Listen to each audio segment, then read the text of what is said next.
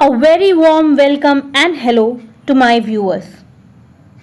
Today we are going to talk about the Yoga philosophy. This is the second school of Astik philosophy in Hinduism. ये आस्तिक philosophy सांख्य philosophy की तरह वेदों से independent ground पर exist करती है, पर साथ ही साथ वेदों की अथॉरिटी को मानती है। योग फिलॉसफी को समझने के लिए आपको सांख्य फिलॉसफी अच्छे से समझना होगा। If you want to understand the basics of Sankhya philosophy, you can check out my videos in the Art and Culture playlist. You'll easily find a video on the Sankhya philosophy. Other than that, we are going to discuss about the Yoga philosophy. तो योग philosophy जो है, इसे समझने से पहले हम एक क्विक रिकैप कर सकते हैं कि इंडियन स्कूल ऑफ फिलॉसफी कैसे डिवाइडेड है। बात करें इंडियन स्कूल ऑफ फिलॉसफी की, तो ये दो पार्ट में डिवाइडेड है। The first is heterodox and the other one is orthodox. The heterodox और the orthodox division lies not on the concept of God but on the concept of Vedic authority. वैसे philosophy जो वेदों की authority को reject करे वो नास्तिक विचार कहलाते हैं या फिर ऑर्थोडॉक्स हेट्रोडॉक्स फिलॉसफी। वैसे फिलॉसफी जो वेदों की अथॉरिटी को रिजेक्ट नहीं करते हैं वो आस्तिक विचार है। नास्तिक विचार में we have Lokayukta of Charvaka, then we have Buddhism of Buddha, then we have Jainism of Mahavir Jina and the other 23 Tirthankars, and then we have Ajivika of Makhali Khosal, which is a fate oriented religion। भाग्यवादी धर्म है ये, जिसका मानना है कि हर कुछ भाग्य में जो लिखा है वही होता है, कर्म या बाकी चीजें कुछ भी नहीं है। तो ये जो फिलॉसफीज हैं, इन फिलॉसफीज को नास्तिक विचार कहा जाता है क्योंकि इनमें एक बात कॉमन है कि ये वेदों के अथॉरिटी को सारे रिजेक्ट करते हैं। इसके अलावा अगर हम देखें आस्तिक विचार, तो ये सारे के सारे एक्सेप्ट करेंगे वैदिक अथॉरिटी को, बट इसमें कुछ ऐसी स्कूल्स हैं जो वेदों के हिसाब से ही यूनिवर्स के जेनेसिस सस्टेनेंस को एक्सप्लेन करती है। बाकी विचार जो हैं वो अपने इंडिपेंडेंट ग्राउंड्स रखते हैं एक्सप्लेनेशन के लिए यूनिवर्स के जेनेसिस और बाकी चीज़ों को। तो जो वैदिक टेक्स्ट को डायरेक्टली यूज कर रही है उन्हें मीमांसा कहा जाता है। मीमांसा का अर्थ है एक्सप्लेनेशन। तो वैसी मीमांसा जो रिचुअलिस्टिक एस्पेक्ट की बात करे वेदों की, कि आप ये कर्म कर लो, कर्म कांड की बात करे कि ऐसा ऐसा कर लो तो आपको लिबरेशन मिल जाएगा, तो इसे क्या कहते हैं? इसे हम कहेंगे पूर्व मीमांसा। एंड वैसे पार्ट जो स्पेक्यूलेटिव एस्पेक्ट की बात करे, जो ज्ञान की बात करे वेदों की, उसे हम कहेंगे उत्तर मीमांसा या वेदांत, जिसका अर्थ है वेदों का अंत। पूरे वेदों का निचोड़ जो है वो वेदांत में दिया है। ये तो रह गई वेदों की बात। बट वैसे स्कूल्स जो वेदों के अथॉरिटी को एक्सेप्ट तो कर ले रहे हैं, बट अपने इंडिपेंडेंट ग्राउंड्स पर समझा रहे हैं यूनिवर्स के जेनेसिस को, यूनिवर्स के सस्टेनेंस को। इसमें आती है सबसे पहले सांख्य विचार, फिर योग विचार, फिर न्याय विचार, फिर वैशेषिका। सांख्य विचार या सांख्य फिलॉसफी पे हमने ऑलरेडी एक वीडियो बनाया हुआ है जो आप कंसिडर कर सकते हैं if you are viewing this video for the first time, because yoga philosophy accepts whatever is told in the Sankhya philosophy and develops further. So let us quickly see what the Yoga philosophy has to tell us. बात करें अगर योग philosophy की, तो योग adopt करती है सांख्य metaphysics को। मेटाफिजिक्स मतलब यूनिवर्स कैसे आया, कैसे खत्म होगा, कैसे सस्टेन कर रहा है, इनकी एक्सप्लेनेशन अलग अलग रिलीजन में अलग अलग है। तो सांख्य जो है ये भी एक फिलॉसफी है जो यूनिवर्स के जेनेसिस को, सस्टेनेंस को एक्सप्लेन करने की कोशिश करती है। तो सांख्य मेटाफिजिक्स को योग कंप्लीटली एडॉप्ट कर लेती है कि दिस इज ट्रू। और सांख्य में जो है एक एक्स्ट्रा एड ऑन करती है गॉड को। तो सांख्य इसेंशियली क्या है? एक थीस्टिक डॉक्ट्राइन है, एथीस्टिक डॉक्ट्राइन है, मतलब जो गॉड के डिस्कशन को इन्वॉल्व नहीं करती है, पर सांख्य को थीस्टिक बना देती है योग फिलॉसफी, उसमें गॉड को ऐड करके। योग फिलॉसफी जो है ये एक इनवैल्यूएबल गिफ्ट है ग्रेट इंडियन सेज पतंजलि को एट्रीब्यूट किया जाता है उनके योग सूत्र को कि इसी ने योग फिलॉसफी दी है। और ये क्यों है? ये हर किसी के लिए है जिन्हें स्पिरिचुअल रियलाइजेशन करना हो।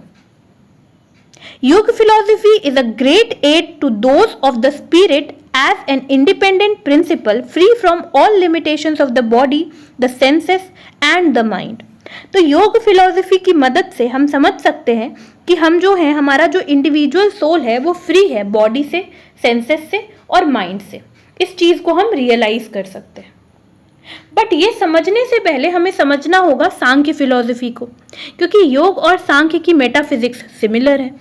तो already we have a video, but यहाँ पर भी हम एक क्विक रिकैप कर सकते हैं। So let us have a quick recap of what Sankhya philosophy has to tell us. Given here is a diagram to explain the journey of consciousness into matter or the journey of पुरुष into प्रकृति। तो सांख्य philosophy जो है ये एक dualistic Hindu philosophy है जो दो रियलिटी में बिलीव करती है। According to Sankhya philosophy, the first reality is the Purush, and the second reality is Prakriti. The Purush is a witness consciousness, मतलब ये एक इनएक्टिव ऑब्जर्वर है, ठीक है, और ये एब्सोल्यूट है, इंडिपेंडेंट है, फ्री है, बियॉन्ड परसेप्शन है, इसे समझा नहीं जा सकता है माइंड और सेंसेस की मदद से, और इसे हम वर्ड्स में डिस्क्राइब भी नहीं कर सकते, अनडिस्क्राइबेबल है। जबकि प्रकृति क्या है? प्रकृति इज मैटर और द नेचर। प्रकृति क्या है? प्रकृति इज नेचर। सो अनमैनिफेस्ट प्रकृति क्या है? ये एक नेचर है। प्रकृति जब तक मैनिफेस्ट नहीं हो रही है क्या है? नेचर है। और इसमें 3 गुण हैं। 3 गुण क्या है? सत्व गुण, रजस गुण और तमस गुण। सत्व, रजस और तमस गुण जो है ये प्रॉपर इक्विलिब्रियम में है प्रकृति के अंदर, एकदम बराबर बराबर है तीनों गुण। जब प्रकृति जो है, आप देख पा रहे हैं यहाँ पर प्रकृति और पुरुष क्या हो रहे हैं? ये एक दूसरे के कांटेक्ट में आ रहे हैं। तो द मोमेंट प्रकृति एंड पुरुष कांटेक्ट में आती है तो पहला क्या होता है? बहुत सारे एलिमेंटल्स क्रिएट होते हैं, ठीक है। तो प्रकृति और पुरुष के कांटेक्ट में आने से क्या हुआ है इनिशियली कि सत्व गुण, रजस गुण और तमस गुण जो प्रकृति में प्रॉपर इक्विलिब्रियम में थी, उसका इक्विलिब्रियम बिगड़ गया, और इस इक्विलिब्रियम के बिगड़ने से बहुत सारी चीजें इवॉल्व हुई, बहुत सारी चीजें क्रिएट होके आई।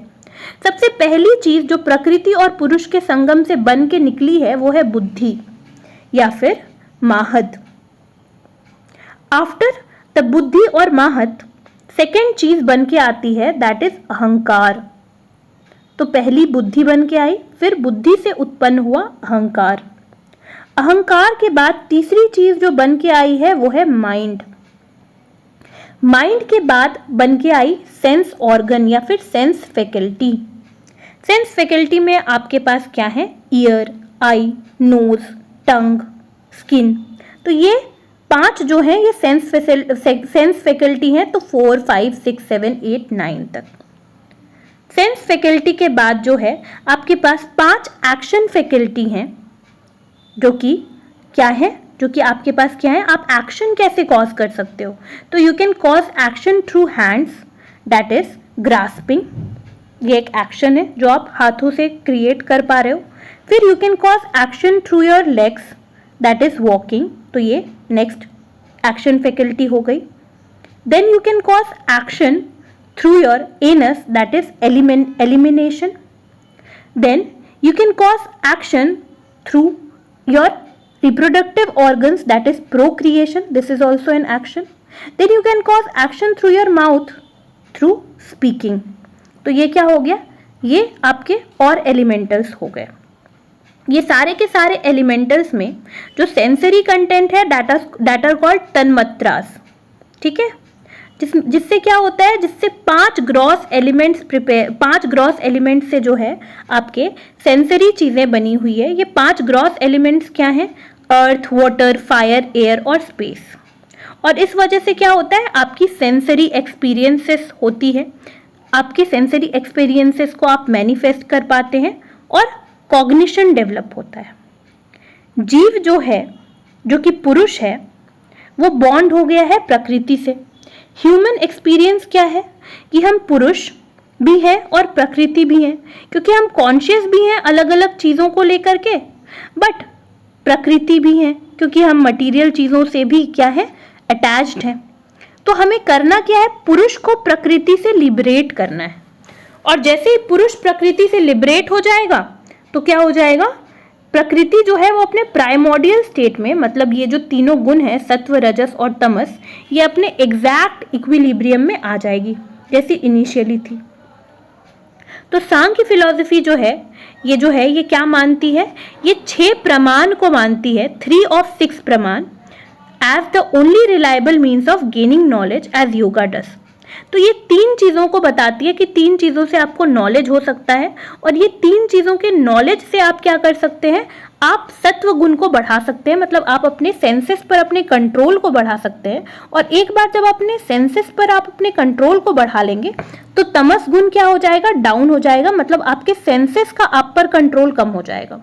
तो सत्व गुण क्या है, जब सेंसेस पर आपका कंट्रोल हो। तमस गुण क्या है, जब सेंसेस आप पर कंट्रोल कर ले, और जब सेंसेस पर आपका कंट्रोल हो तो सत्व गुण है। तो तमस गुण क्या है, इग्नोरेंस का गुण है। सत्व गुण क्या है, विजडम का गुण है। रजस गुण क्या है, ये डायनेमिक है। तो यहां से आप सत्व की तरफ भी मूव कर सकते हैं, तमस की भी तरफ। अगर आप इग्नोरेंट हैं, आप अपने सेंसेस के कमांड में हैं, तो आप तमस गुण की तरफ चले गए, तो आपका लिबरेशन काफी मुश्किल है। बट आप जितना ही सत्व गुण की तरफ जाएंगे, सेंसेस को कंट्रोल करेंगे, तो लिबरेशन उतना ही इजीली पॉसिबल है। इसके आगे हम देखते हैं कि वो क्या 3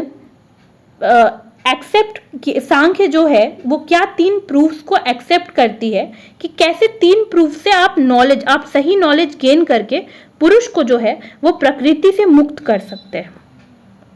so the 3 reliable ways of gaining the knowledge is through perception, then comes inference, and then the third comes शब्द। So third comes शब्द। तो ये 3 तरीके हैं जिससे आप नॉलेज गेन्स कर सकते हैं। परसेप्शन प्रत्यक्ष, इन्फरेंस अनुमान कि आपको कुछ दिख रहा है, उस बेसिस पर आपने कुछ अनुमान लगाया, और जो शब्द है मतलब जो टेस्टिमनी है रिलायबल सोर्सेस की, जैसे कि वेद। तो ये 3 सोर्सेस से आप जो है आप सही नॉलेज गेन कर पाएंगे और पुरुष को प्रकृति से अलग कर देंगे। बहुत सारे पुरुष और प्रकृति हैं जो कि बाउंडेड हैं। तो जब एक पुरुष प्रकृति से लिबरेट हो जाएगा तो ये उस एक पुरुष की लिबरेशन है, मतलब ये एक जीव की लिबरेशन है। बट ऐसे करते करते जब आखिरी जीव में भी जो पुरुष है वो प्रकृति से लिबरेट हो जाएगी, तो फाइनली फिर प्रकृति जो है वो अपने प्रीमॉर्डियल स्टेट में चली जाएगी, मतलब सत्य, रजस और तमस गुण जो है ये प्रॉपर अपने इक्वल प्रोपोर्शन में आ जाएगी जिसमें ये ऑलरेडी थी। सो let us start what the योग फिलॉसफी टीचेस। सो योग का अर्थ है सेसेशन ऑफ मेंटल फंक्शंस और मॉडिफिकेशन। तो अपने माइंड को शांत करना, माइंड के फंक्शंस को मॉडिफाई करना, अपने अकॉर्डिंग चलाना। इट इज कॉल्ड चित्त वृत्ति निरोध, मतलब माइंड के टेंडेंसी को रोकना, माइंड की सोचने की टेंडेंसी को, अनलिमिटेड थॉट्स जो आते हैं उसको रोकना। योग का मतलब ये बिल्कुल भी नहीं है कि आप किसी तरह के कॉन्टैक्ट को स्टैब्लिश करना चाह रहे हैं इंडिविजुअल सेल्फ या फिर जीव और गॉड के बीच में। योग का एम क्या है? योग की एम ये है कि आप आइडेंटिफाई कर सकें खुद को और प्रिवेंट कर सकें सेल्फ को from identifying itself with mental modifications. ये जो जब से एक इंसान जो है वो अर्थ पर आया है और उस समय से बहुत सारे सिचुएशंस आए जिस वजह से उसकी जो है मेंटल कंडीशनिंग हो गई है। तो ये जो मेंटल कंडीशनिंग है कई बार जो है हम इसे समझ लेते हैं कि यही कॉन्शियसनेस है। तो हमें कॉन्शियसनेस और बुद्धि को सेपरेट करना है। कॉन्शियसनेस और ये जो माहद मिली है इसको हमें सेपरेट करना है, इसको हमें समझना है कि ये डिफरेंट है। और ये जो डिफरेंट जब हम समझ जाएंगे तो पुरुष क्या हो जाएंगे? वो प्रकृति से लिबरेट हो जाएंगे। और ऐसे करके जब फाइनल पुरुष प्रकृति से लिबरेट हो जाएंगे तो प्रकृति जो है वो प्राइमोर्डियल स्टेट में पहुंच जाएगी। So let us understand what further yoga philosophy has to tell us. So yoga philosophy जो है इसे एट्रीब्यूट किया जाता है पतंजलि को। पतंजलि ने एक किताब लिखा पतंजलि सूत्र, जिसे कि योग सूत्र भी कहा जाता है। तो पतंजलि सूत्र की योग सूत्र जो है ये योग फिलॉसफी पे one of the first books है। अब पतंजलि के योग सूत्र को जो है ना आने वाले सारे राइटर्स यूज करेंगे एज अ सोर्स। तो फिर आएंगे व्यास। व्यास जो है ना वो पतंजलि के योग सूत्र पर कमेंट्री लिखेंगे। ये भी काफी वैल्यूएबल सोर्स है योग फिलॉसफी को जानने के लिए। और व्यास की जो कमेंट्री है उसका नाम है व्यास भाष्य। व्यास भाष्य पर एक कमेंट्री लिखेंगे वाचस्पति, और वाचस्पति की कमेंट्री का नाम है तत्ववैशर्दी। तत्ववैशर्दी भी योग को जानने के लिए एक इंपॉर्टेंट सोर्स है। Then we have Bhojraj. Bhojraj ने 2 सिंपल पॉपुलर वर्क्स लिखे हैं योगा सिस्टम पर, जिसमें आती है वृत्ति और योग मैन प्रभा। ये भी इंपॉर्टेंट सोर्सेस है। इसके बाद वी हैव विजयन भिक्षुस योग वर्तिका। तो विजयन भिक्षु ने लिखा है योग वर्तिका और योग सार संग्रह। ये जो है ये भी यूजफुल मैनुअल्स हैं योगा फिलॉसफी से रिलेटेड।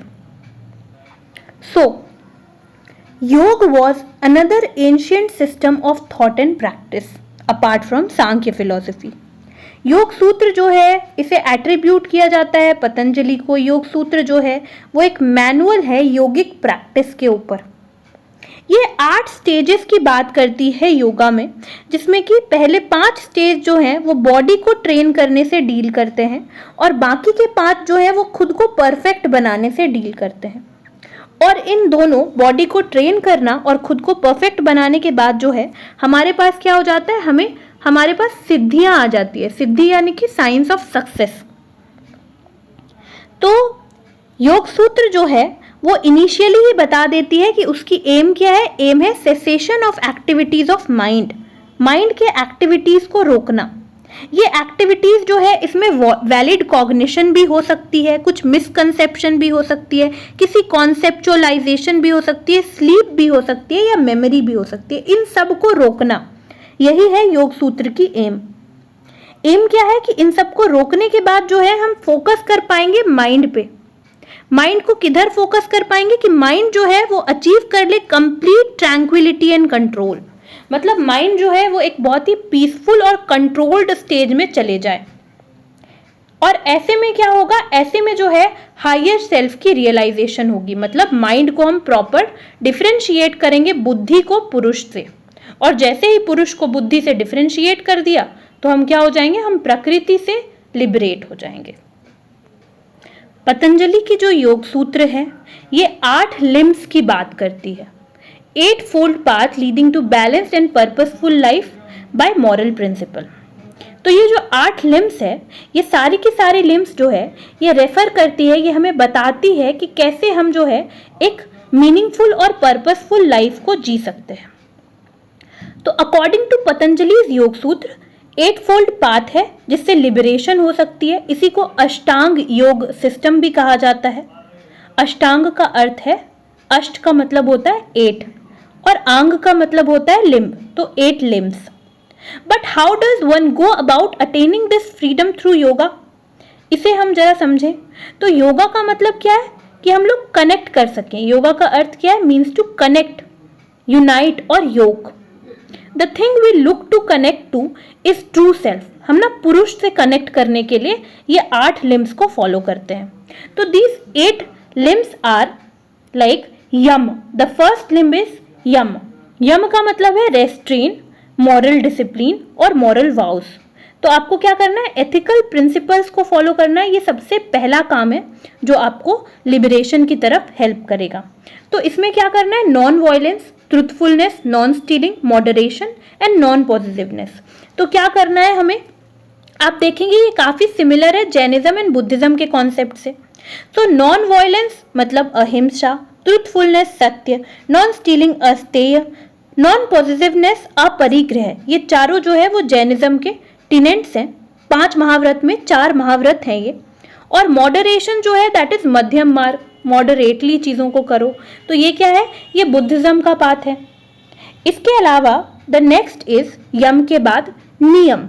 नियम यानी कि पर्सनल ड्यूटीज क्या क्या हैं जो एक स्पिरिचुअल ऑब्जर्वेंस में या फिर एक प्योर सोल को मेंटेन करने में आपको हेल्प करेंगे। तो ये पॉजिटिव काम है जो आपको करने हैं कि आपको कंटेंटेड रहना है, आपको संतुष्ट रहना है, आपको प्योरिटी पर फोकस करना है माइंड और बॉडी के, सेल्फ डिसिप्लिन होनी चाहिए, आपको सेल्फ स्टडी करना है और एक फेथ रखना है हायर पावर में, because yoga is a theistic doctrine, ये गॉड को इन्वॉल्व करती है। देन वी हैव आसन, तो this is the first one, then this is the second one, then we have asana, this is the third one. So asana is about posture, कि आप right posture maintain करो body की, mind की और spirit को connect करने के लिए आपको एक राइट पॉस्चर, स्ट्रेंथ, बैलेंस की जरूरत है और साथ साथ फोकस की भी। Then the fourth one, fourth limb is pranayama. प्राणायाम का अर्थ है ब्रीदिंग टेक्निक। तो आपको माइंडफुल और कंट्रोल्ड ब्रेथ वर्क करना है, जिससे जो है वो माइंड क्लियर हो जाएगा और बॉडी काम हो जाएगी। After that the fifth limb is Pratihara.